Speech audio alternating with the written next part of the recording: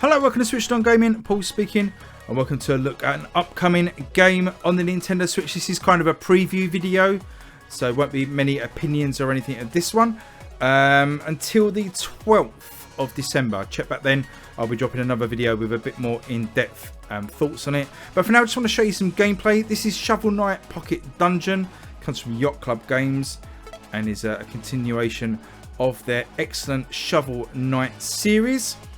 As I say, this comes out on the 13th of December. I'll have a video on the 12th giving my more in-depth thoughts on it. But for now, I'm just going to show you some of the basic gameplay. This is $20 in America. I think it's going to be around about £15 in the UK. Not got a UK price yet. But this is a puzzle game rather than a platformer. Reminds me in some ways of Cadence of Hyrule. It's got kind of that feel to it. But also, if you imagine that mashed up with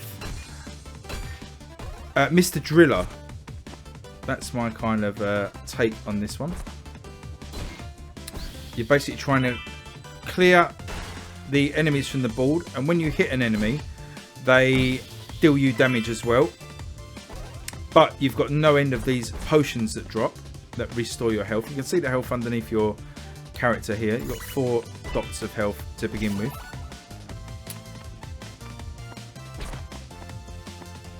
But what the potions do is block your ability to chain attacks together. So it's a really nice balancing act of keeping your health high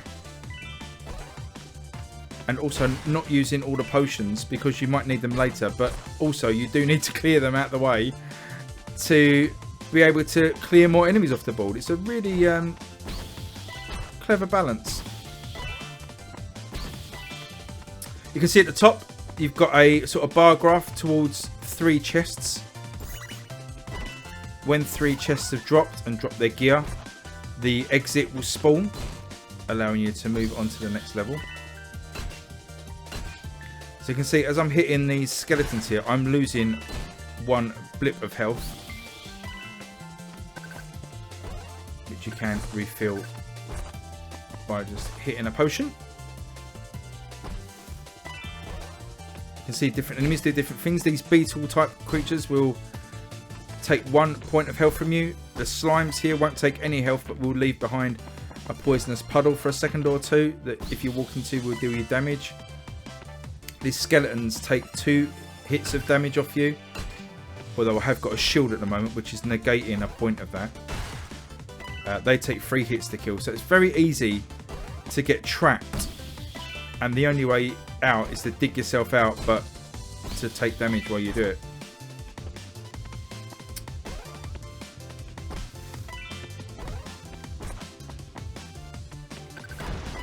There's a special tile there, it just sets fire to everything.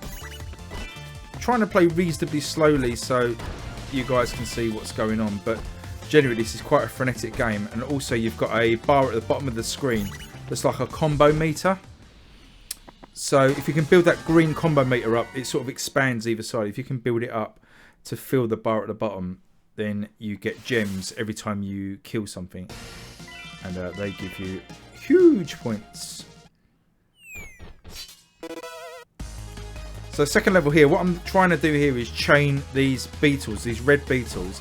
If I can keep what's above it reasonably clear, the more red beetles drop in.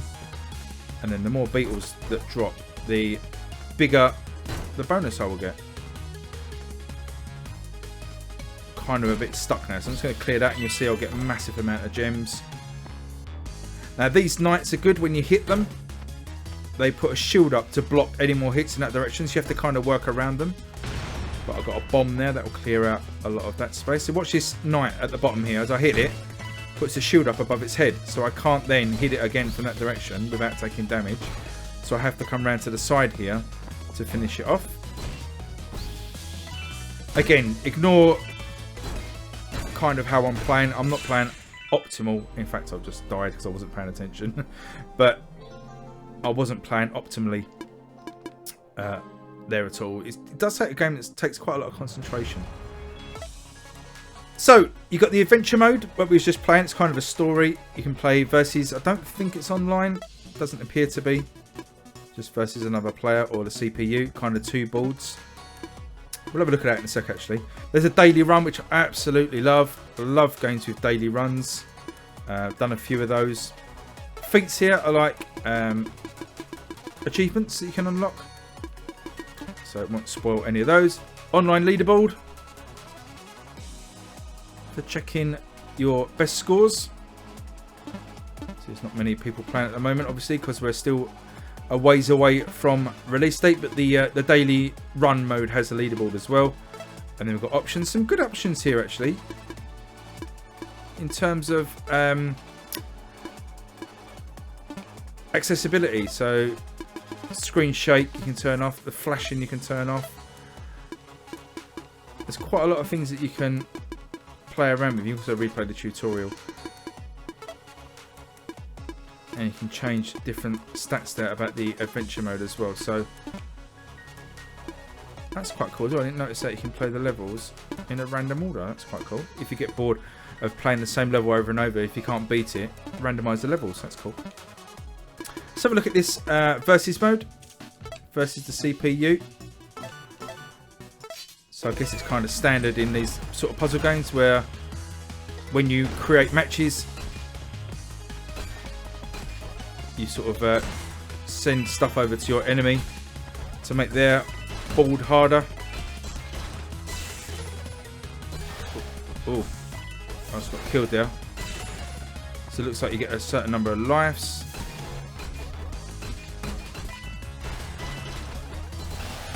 It's certainly frenetic to keep an eye on your health. Oh, the other knight's absolutely burying me up to my neck and stuff.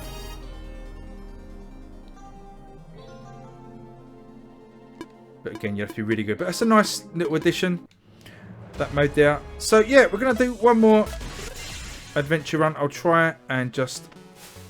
Let's go back actually, because when you go back to the campfire, you can unlock cards that get found in shops in the world. You can spawn a shop. Those free treasure chests that drop during the level, some of them can be shops with bonuses in and extra items and new weapons and stuff. But for now, I've unlocked everything. I'm sure there's more to come because I unlocked everything pretty quickly.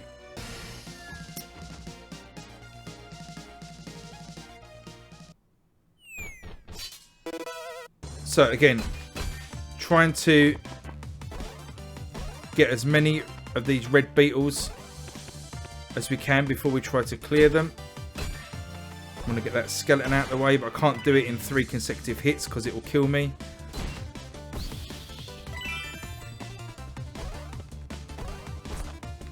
A huge amount of points.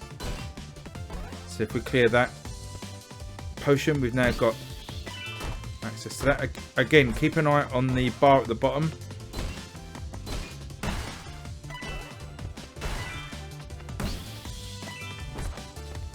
In terms of getting a combo meter.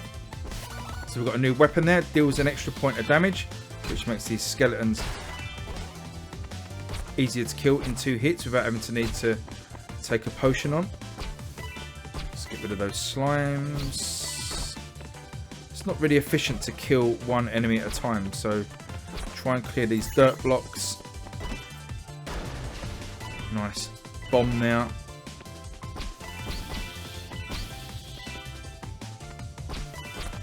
Try and keep the board as clear as you can.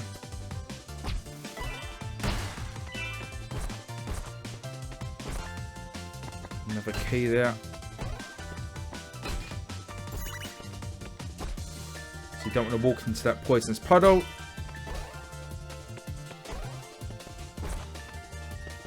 Got another chest here we can unlock, actually, with another bomb in it.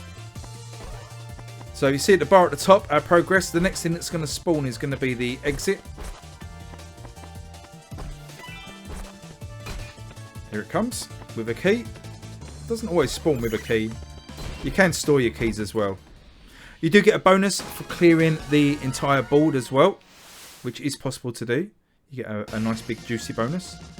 What else is there? There's a timer on it as well. You can't just spend as long as you like on the board. Eventually a portcullis will start coming down from the top here, and if it touches you, you will die. So you are against the clock as well.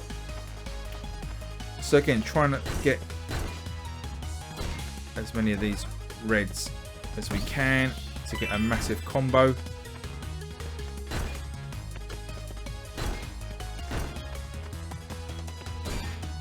Oh, we're in trouble now. We've got 1 point of hit health left. We need to take on some potions. Finish off that knight from behind his shield. And again, got to come round. Finish that knight from behind. Now this is a special ability that allows you to pick an enemy. It's quite hard to see it because you have to do it quite quickly. But you press a button with that potion. And you can choose a direction. And any enemy in that direction, it will clear them all from the board.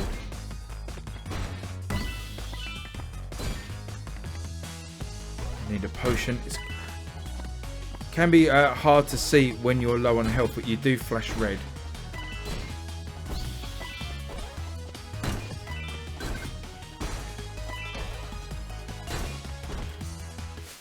So here's the shop. So we've got our gems in the bottom left hand corner. We've got 10,300 at the minute. We've got these 3 things that we can buy. This one leaves a fire trail where you walk. This amulet is +1 damage for every 3rd hit to the same foe, which we don't really need at the minute. And then a dynamallet. Your next chain explodes, recharges when opening chest. Again, not useful. I'm going to take the fizzle wand. And you can see it leaves a fire trail behind us that kills enemies. Got a new weapon there that freezes enemies. Makes them infinitely easier to kill because they can't hit you, but it is limited use. Which we've now lost. You can see the weapons on the left hand side. Oh, this is a special gem here. This is like a bonus room.